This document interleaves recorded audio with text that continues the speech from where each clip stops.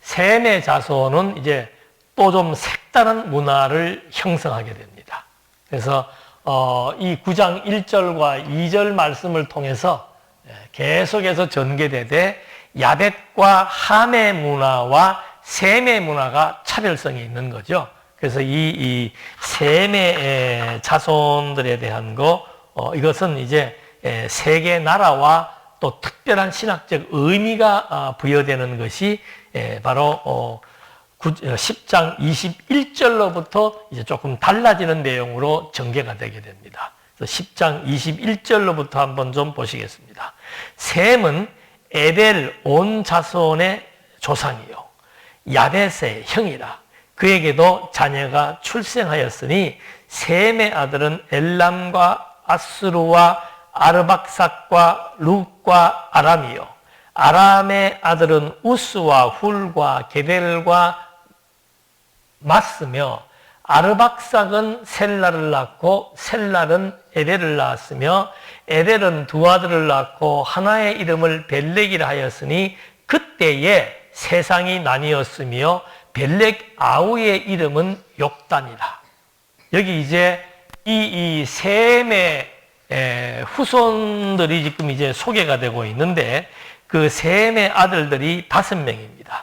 그 5명의 아들 가운데서 또 중요한 이름이 누군가 하면은 아르박삭이에요. 이름이 좀 특이하죠. 아르박삭이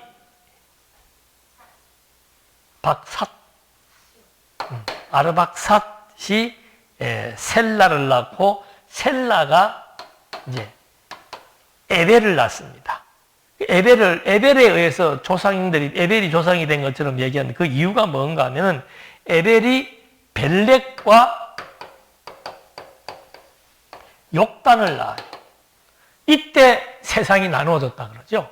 여기에서 말하는 의미는 뭔가 하면은 셈족들이 크게 2개로 분류되었다. 에벨의 아들 벨렉과 욕단에 의해서 크게 분류가 됐다 이 말입니다. 그래서 하나는 이제 셈족이라고 말하기도 하고 요 욕단은 아라비아. 요 벨렉에게서 누가 나와요? 이제 나중에 보면은 11장에 나와 있는 족보에 보면 요 벨렉의 족속에서 데라가 나오고 데라에게서 아브라함이 나온다. 그러니까 이 아랍 계통과 이 이스라엘 계통의 족속들은 사실은 뿌리를 올라가면 한 형제예요. 근데 이제 한 형제가 지금도 계속해서 싸우고 있는 것을 우리가 보게 되는데, 지금 이게 벨렉과 욕단으로 이 시대에 이제 분류가 되기 시작한 겁니다. 그래서 선택의 혈통이죠. 셈은 선택의 혈통입니다. 제가 여기서 좀 일단 선을 그은 이유가 함은 저주의 혈통입니다.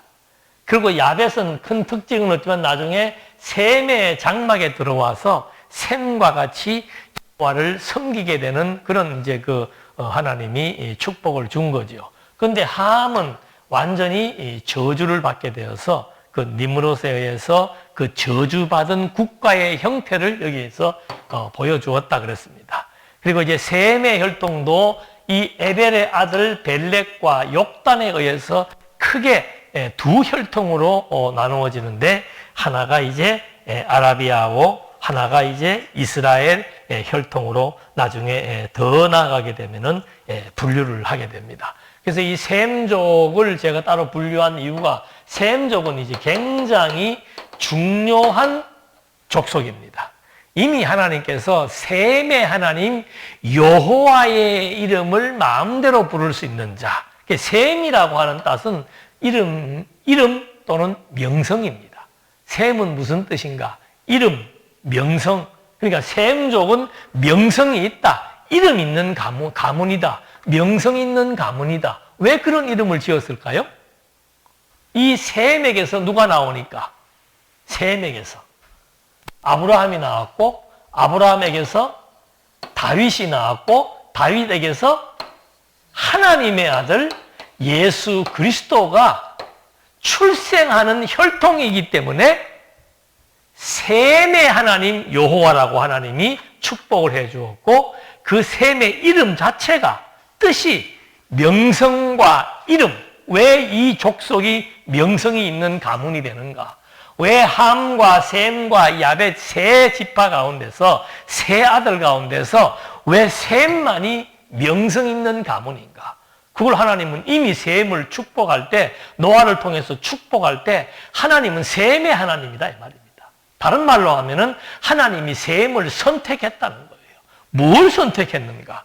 바로 이 가문이 명성이 있는 혈통으로 선택해서 그 혈통에서 하나님의 아들이 오는 혈통, 하나님 아들의 혈통이라고 지명된 그런 이제 기원이 셈으로부터 시작되었다는 것을 확인해 볼 수 있는 겁니다. 그래서 셈의 혈통을 제일 마지막에 거론하는 이유가 바로 뭔가? 그 당시에는 하나님이 셈의 하나님 여호와이기 때문에 셈은 찬송하라. 너는 찬송하는 가문이다. 라고 명시해 주었지만은 역사의 끝을 보게 되니까, 구약 역사의 끝을 보게 되니까 그 혈통을 통해서 누가 왔다? 하나님의 아들이 오셨다는 거예요.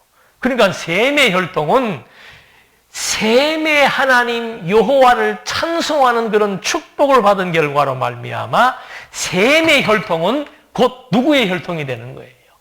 하나님의 아들. 이거 중요한 얘기입니다. 예. 우리 가문에서 누가 나타났다는 거예요? 메시아가 왔고 그 메시아가 하나님의 아들이라고 하는 겁니다. 그래서 이 세 아들, 인류의 기원 중에서 세 사람 중에서 가장 중요한 사람은 셈이기 때문에 셈을 제일 뒤에다 기록을 했고, 이 제일 뒤에다 기록할 수밖에 없는 이유가 이제 11장에 가면은 누가 나와요? 셈의 족보가 나오고 12장에서 중요한 아브라함이 등장을 하고, 그 다음에 이로 말미암아 이스라엘 역사가 전개되면서 하나님의 아들 그리스도가 오시게 되는 인류의 기원, 셈족의 기원을 확인하면서 이 족속이 중요한 이유를 우리는 한 번 더 확인해 볼 수 있는 겁니다. 자, 여기에 족속들을 보게 되면은 이제 쭉 이름이 나오는데, 그거 일일이 다 읽기에는 조금 시간이 부족한 것 같은데, 일단 아들이 5명인데, 엘람, 아수르, 아르박삭, 룻, 아람, 이렇게 나오죠. 그래서 엘람은 티그리스, 동편 산악지구에 그 당시에 엘람 제국을 형성했다고 그래요. 그러니까 아주 엄청난 번성의 민족이 된 겁니다. 아수르는 티그리스 강 상류, 바벨론이 있는 그 티그리스 강 상류에 있는 아수르 제국이죠. 이걸 나중에 바벨론이 막 정복을 해 들어갔다 그러죠. 니무롯이 정복을 했다 그랬죠. 그 다음에 룻은 소아시아의 리디안 족속이라고 얘기하고, 아람은 이제 아람 족속, 아람인들 나오지요. 아람 군대에 나오고 하는 것처럼 수리아 사람들입니다. 그래서 이렇게 이 5 아들을 통해서 셈족이 형성이 되는데, 바로 그 아르박삭을 통해서 벨렉이 나오고, 벨렉은 이름 뜻이 쪼개다, 나누다 이런 뜻입니다. 그래서 벨렉 때에 두 형제 혈통이 분리되게 되는 거죠. 그래서 우리는 참 재밌는 것이 이때 벨렉 때 욕단과 벨렉이 나누어졌죠. 아브라함의 아들이 어떻게 됩니까? 이스마엘과 이삭으로 나누어지고, 또 이삭의 아들이 야곱과 에서로 나누어지는 이제 그런 현상들이 이미 이때, 그래서 여기에서는 세상의 조상이 여기에서 나누어졌다고 성경은 얘기를 하고 있는 겁니다. 그런 의미에서 이제 하나님의 그 나눔의 역사가 이렇게 전개되고 있음을 확인해 볼 수 있는 거죠. 여기 보면 이제 또, 그래서 여기서 벨렉과 욕단, 그 다음에 셈의 아들 중에서는 아르박삭, 그리고 벨렉과 욕단, 요 정도만 우리가 중요하게 인식을 하면 됩니다. 그 다음에 아랍 사람들의 족속 알모닷이 있고, 하살마엣은 인도양 연안에 주둔했다고 그러고, 우살은 아프리카 예멘 족속이라고 얘기를 하고, 오빌은 페르시아만 지역에 있었다고 그러고, 그러니까 이 셈족들도 여러 지역에 이렇게 편만하게 형성이 된 거죠. 그렇게 해서 31절 말씀에 이들은 셈의 자손이니 그 족속과 언어와 지방과 나라대로였더라. 똑같이 나오지요. 야벳의 마무리, 함의 마무리, 셈 족속의 마무리마다 무엇이 형성되었다는 거예요? 민족과 영토가 형성되어져서 나라가 구성되어졌다라고 하는 약속의 말씀이 야벳과 함과 셈의 번성과 영토 정복을 통해서 나라로 성취되었음을 확인해 주고 있는 겁니다. 10장은 굉장히 중요한 겁니다. 직접적으로 아브라함의 세 아들에게 약속했던 나라 언약이 10장에서 지형적으로 혈통적으로 그렇게 해서 나라가 형성된 나라의 성취 역사를 그대로 확증해 주고 있는 거죠.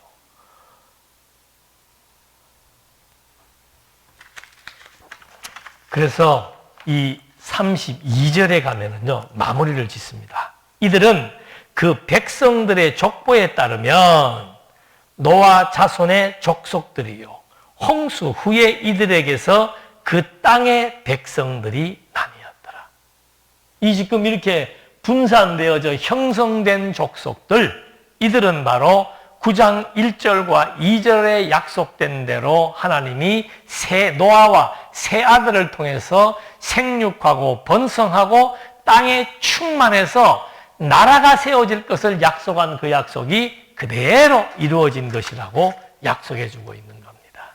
그래서 그 32절 말씀은 개역 개정에는 그 땅의 백성들이 나뉘었다라고 얘기하는데, 개역 학문에 보면은요, 이렇게 나와 있습니다. 이들은 노아 자손의 족속들이여 그 세계와 나라대로라. 이게 훨씬 직접적으로 맞는 말이죠. 세계, 그들의 세계, 나라대로 홍수 후에 이들에게서 땅의 열국 백성이 나누어졌더라. 그러니까 이 세계 민족의 형성은 세계의 뿌리입니다. 근원적으로는 노아였고, 노아의 세 아들을 통해서 민족이 나누어졌다. 민족이 크게 분류가 됐다는 거예요. 그래서 지금으로 말한다면 동양, 서양 또는 아프리카 이렇게 구분을 하는 것처럼 이렇게 해서 이 큰 세계 대륙이 이렇게 나누어지고, 여기 지금 이 사람들이 이쪽으로 와서 러시아가 되는 거죠. 소아시아 지역에 있던 사람들이 이제 셈족들이 이쪽으로 넘어와서 중국이 형성되었고, 한국은 어디가 있어요? 크게 그려놨어요, 지금. 이거 큰 거예요. 이 크기에 비교하면은 중국 땅덩어리에 이렇게 딱 붙어 있는 나라야. 우리 입장에서 볼 때는 대한민국이 이 세계를, 이 대륙을 어떻게 하고 있는 거예요? 치받고 있는 거고, 여기 입장에서 볼 때는, 지방을 만한 저만화 같은 나라가 한 번도 중국 중화의 영토에 편입이 돼갖고 중화민국이라고 해본 역사가 한 번도 없는 거예요. 언제부터? 셈의 역사 이후로부터 번성되어져 왔을 때. 그러니까 이 지금 창세기 9장과 10장의 근거가 세계 인류의 기원, 세계 나라의 기원을 지금 말해주고 있는 거예요. 그래서 사도 바울이 이제 한번 잘 생각해 보세요. 사도행전 17장 26절에 보면은 인류의 모든 족속을 어떻게 했다? 하나님은 하나 인류의 이 세계의 모든 족속이 하나의 혈통으로 만들었다. 그 하나의 혈통을 셈과 함과 야벳으로 나누어서 그 세 명이 70의 족속이 되어가지고 전 세계에 편만해졌다 이 말입니다. 그래서 사도행전의 사도 바울은 인류의 모든 족속을 한 혈통으로 만들어서 시작되었는데 그 혈통이 온 땅에 살게 되었고 그들의 연대를 정하시며 거주의 경계를 한정했다 이 말입니다. 각 나라마다 영토가 다 있는 거예요. 각 나라마다. 그것도 참 신기한 일이죠. 각 나라마다 영토 거주의 경계를 하나님이 정해놓았고, 그렇게 하신 이유가 뭔가? 하나님이 이 세계 역사를 이렇게 나누어서 섭리하신 이유가 뭔가? 이는 사람으로 혹 하나님을 더듬어 찾아 발견하게 하심이로되. 이 말은 무슨 뜻이에요? 이 세계의 역사, 세계 나라의 역사를 눈으로 확인하면서 세계사를 공부하면서 이 모든 세계 역사의 근원은 하나님의 언약으로부터 시작되어져서 성취된 역사이구나. 이거를 확인을 해서 하나님의 존재를 더듬어 찾아 발견하게 하심이라고 사도 바울은 증언하고 있는 거죠. 우리가 예사로 보았던 창세기 10장의 내용은 진짜 오늘 살아가고 있는 세계 모든 나라 역사의 근원입니다. 역사의 기원입니다. 그 나라가 어떻게 태동되었는지에 대한 기원이에요.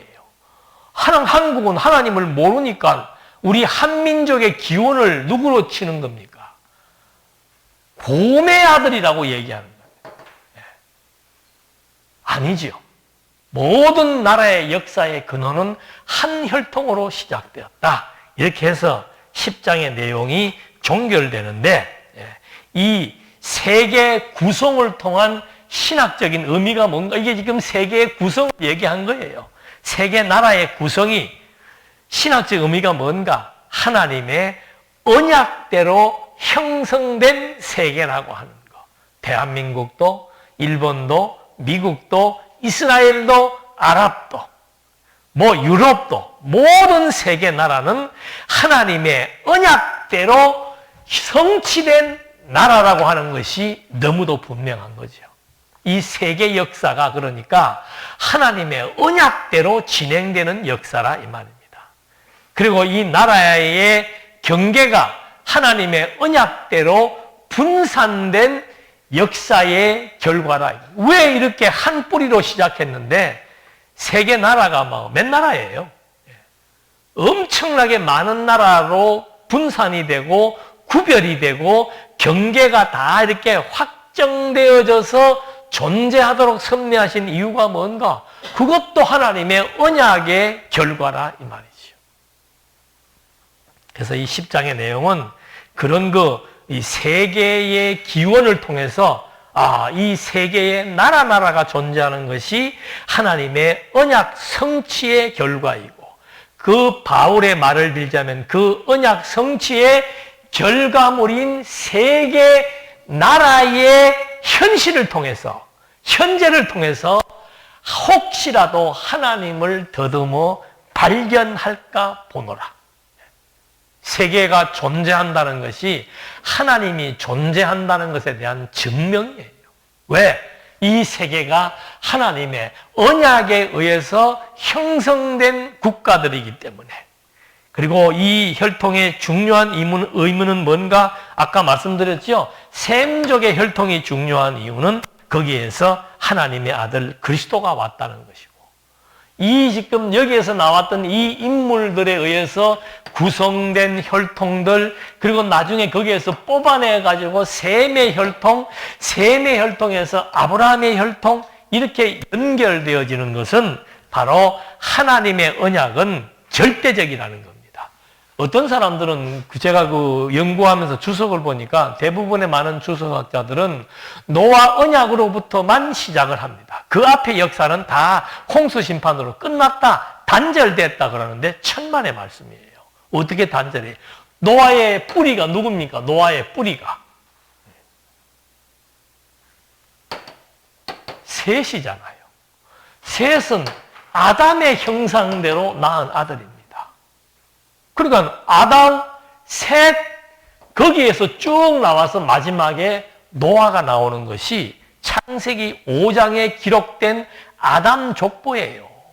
홍수 심판으로부터 시작되는 게 아니고, 이 혈통은 엄밀히 따지고 올라가면 아담으로부터 시작된 혈통, 그 중에서 아담의 혈통에 의해서 노아가 있었고, 그 노아를 하나님이 아주 없애버리지 아니하고 모든 인류를 다 심판하되 노아를 남겨두신 이유는 뭔가? 하나님의 생육하고 번성하라라고 하는 언약은 어떠한 인류 심판이고 세계 심판에서도 단절되지 않고 연속성을 가지고 있다 이 말입니다.